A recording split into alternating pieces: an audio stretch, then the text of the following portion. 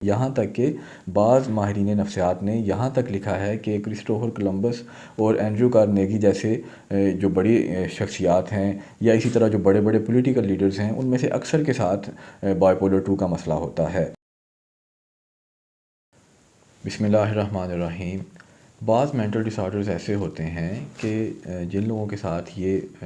مخصوص مینٹل ڈس آرڈر ہو وہ بعض اوقات اپنی لائف میں بہت بڑے بڑے کام کر جاتے ہیں۔ اس کی وجہ سے کچھ ماہرین نفسیات کی اس طرف توجہ ہوئی اور انہوں نے اس میں کام کیا، اور کچھ نے پھر تھیریز بھی دیں، کچھ نے کتابیں بھی لکھیں کہ کچھ مینٹل ڈس آرڈرز ایسے ہیں جن کے ساتھ کچھ لوگ بہت بڑے بڑے کام کر جاتے ہیں یا اپنی لائف میں بہت سکسیزفل ہو جاتے ہیں۔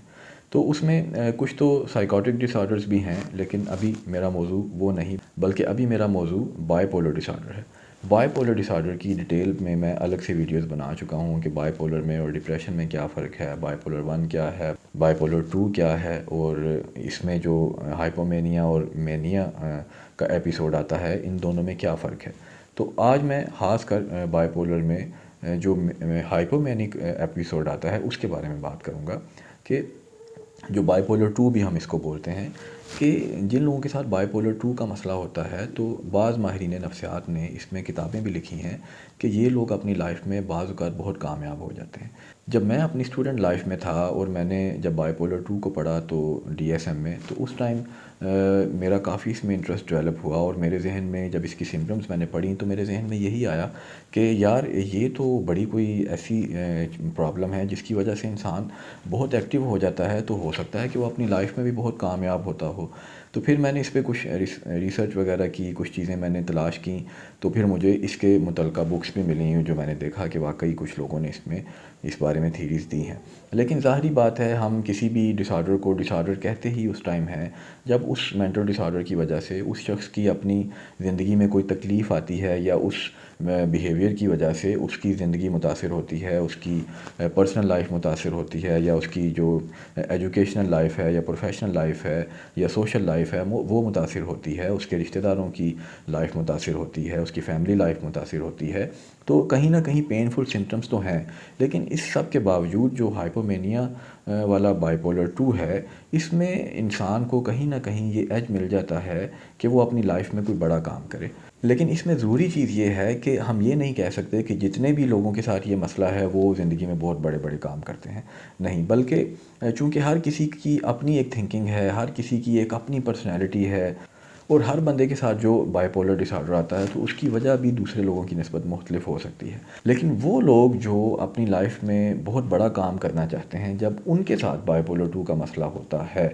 تب اس بات کے بہت زیادہ چانسز ہوتے ہیں کہ یہ اپنی لائف میں اس ڈس آرڈر کی ہیلپ سے بہت آگے جا سکتے ہیں۔ لیکن کیسے؟ کہ اگر وہ اپنے اس مسئلے کو اور اس دوران پیدا ہونے والے بیہیویئر کو سمجھیں اور اس کی مینجمنٹ کو سیکھیں اور اس کو اچھے طریقے سے مینیج کریں، تو پھر ہو سکتا ہے کہ وہ اس سے فائدہ اٹھا لیں۔ اور وہ فائدہ کیسے اٹھانا ہے کہ اس میں بائی پولر میں آپ کو 2 طرح کی سمپٹمز آتی ہیں، یعنی کچھ دن ایسے ہوتے ہیں جب آپ بہت مایوس ہوتے ہیں، یعنی ڈپریشن والی سمپٹمز آتی ہیں، اور کچھ آپ کا پھر ٹائم ایسا آتا ہے جس میں آپ بہت زیادہ ایکٹیو ہوتے ہیں۔ تو آپ کو اس چیز کو مینیج کرنے کی ضرورت ہے کہ جب آپ کو مایوسی والی سمپٹمز آئیں یا میجر ڈپریشن کا ایپیسوڈ آئے تو اس دوران آپ نے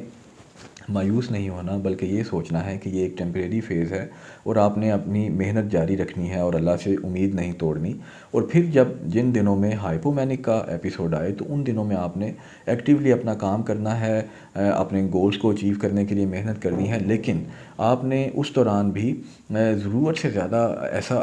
آپ کا جو بیہیویئر ہے جو آپ کے کنٹرول میں نہیں آ رہا، جس کی وجہ سے آپ خود کو یا دوسروں کو نقصان پہنچا سکتے ہیں، یا جس کی وجہ سے آپ دوسرے لوگوں کے سامنے اپنا مذاق بنوا سکتے ہیں، تو ان چیزوں سے آپ نے اس ایپیسوڈ کے دوران پرہیز کرنا ہے۔ اور یہ ظاہری بات ہے آپ کو سیکھنے سے آئے گا، اور یہ سیشن لینے سے یا سائیکو تھیراپی لینے سے بھی اس میں بہتری آ سکتی ہے۔ اور پھر آپ یہ جب لرن کریں گے کہ آپ کے کون سے ٹریگرز ہیں جو آپ کے ہائپومینیا کو ٹریگر کرتے ہیں، یا کون سے ٹریگرز ہیں جو آپ کے ڈپریشن کو ٹریگر کرتے ہیں، اور اس کے علاوہ آپ ہائپومینیا کے دوران یا اس ایپیسوڈ کے دوران آپ کون سے بہتر کام کر رہے ہوتے ہیں اور کون سے غلط کام کر رہے ہوتے ہیں جو آپ کے لیے نقصان دہ ثابت ہو سکتے ہیں، اگر آپ ان چیزوں کو تھوڑا سا مینیج کر لیں، سیکھ لیں، تو پھر آپ بائی پولر 2 کے ساتھ ایک بڑی کامیاب زندگی گزار سکتے ہیں، اور بلکہ آپ عام لوگوں کی نسبت زیادہ آگے جا سکتے ہیں۔ اور ڈپریشن کے دوران چونکہ انسان مایوس ہوتا ہے اور یہ مذہبی طور پہ بھی کوئی اچھی چیز نہیں ہے، تو آپ کو یہ بھی سوچنا چاہیے کہ اگر آپ کے ساتھ بائی پولر کا مسئلہ ہے، یا عام لوگ بھی جن کے ساتھ موڈ سوئنگز کا مسئلہ ہے لیکن بائی پولر ڈس آرڈر کا کرائٹیریا میٹ نہیں ہوتا، تو ان کو یہ چیز سوچنی چاہیے کہ آپ اگر اپنی زندگی میں صرف اپنے دنیاوی مقاصد کو ہی سامنے رکھیں اور بس جو آپ چاہتے ہیں آپ چاہیں کہ وہی ہو، تو ایسے لائف نہیں گزرتی، بلکہ کہیں نہ کہیں آپ کو زندگی میں ناکامی بھی ہوتی ہے۔ یہ بات میں اس لیے کر رہا ہوں کہ عموماً بائی پولر کے دوران جب آپ کو بہت زیادہ ناکامی ملتی ہے تو آپ ڈپریشن کے فیز میں چلے جاتے ہیں، اور جب آپ کو مسلسل کامیابیاں مل رہی ہوتی ہیں تو آپ بہت زیادہ ہائپومینیا یا مینیا والے ایپیسوڈز میں چلے جاتے ہیں۔ تو یہ چیز آپ کو سمجھنے کی ضرورت ہے کہ اگر کامیابی مل رہی ہے تو وہ بھی اللہ کی مدد کی وجہ سے ہے، آپ کی اس میں ذاتی کوئی کمال نہیں ہے۔ آپ کو اگر اللہ نے ایبیلٹیز دی ہیں تو وہ بھی اللہ تعالیٰ کی عطا ہے، اگر اللہ چاہے تو آج وہ آپ سے واپس لے لے۔ اور اسی طرح اگر خدا نخواستہ آپ ناکام ہو رہے ہیں تو اس میں بھی آپ کو رجوع اللہ کرنے کی ضرورت ہے کہ اس میں آپ کی کچھ غلطیاں ہو سکتی ہیں، یا کچھ چیزیں تقدیری ہو سکتی ہیں کہ کوئی چیزیں آپ کی تقدیر میں نہیں بھی ہوتی، یا تقدیری طور پہ کوئی تاخیر ہو سکتی ہے، تو اس میں آپ کو صبر کرنے کی ضرورت ہے۔ تو آپ کا بائی پولر اتنا ایکسٹریم ہے کہ مینک ایپیسوڈ آ رہا ہے، اور اس میں تو پھر میڈیسنز وغیرہ کی بعض اوقات ضرورت پڑتی ہے، لیکن اگر اتنا زیادہ ایکسٹریم نہیں ہے تو پھر ہم اس کو ہائپومینیا بولیں گے، اور یا بائی پولر 2 بولیں گے۔ تو اس میں اگر آپ سیشنز لیں یا سائیکو تھیراپی لیں تو امید ہے کہ آپ اپنے بیہیویئر کو بہت اچھا کر سکتے ہیں، آپ اپنے اس پرابلم کے بارے میں اچھی مینجمنٹ سیکھ سکتے ہیں، اور ان دونوں فیزز کے دوران، یعنی ڈپریشن کے ایپیسوڈ کے دوران اور ہائپومینک ایپیسوڈ کے دوران آپ نے کیا کرنا ہے اور کیا نہیں کرنا، اور کس طرح سے اپنے آپ کو کنٹرول کرنا ہے، یہ آپ سیکھ سکتے ہیں۔ اور اس لرننگ کے بعد آپ اپنی لائف میں زیادہ بہتر طریقے سے اپنے کاموں کو سر انجام دے سکتے ہیں، اور اپنی ایک اچھی زندگی گزار سکتے ہیں، اور بعض کیسز میں دوسرے لوگوں کی نسبت بہت زیادہ آگے جا سکتے ہیں۔ اب باقاعدہ کچھ بکس اس پہ لکھی گئی ہیں کہ کس طرح سے جن لوگوں کے ساتھ ہائپومینیا وغیرہ کا مسئلہ ہوتا ہے تو وہ اپنی لائف میں کس طرح سے آگے جاتے ہیں، اور یہ دوسرے لوگوں کی نسبت کس طرح سے مختلف ہوتے ہیں۔ اور یہاں تک کہ بعض ماہرین نفسیات نے یہاں تک لکھا ہے کہ کرسٹوفر کولمبس اور اینڈریو کارنیگی جیسے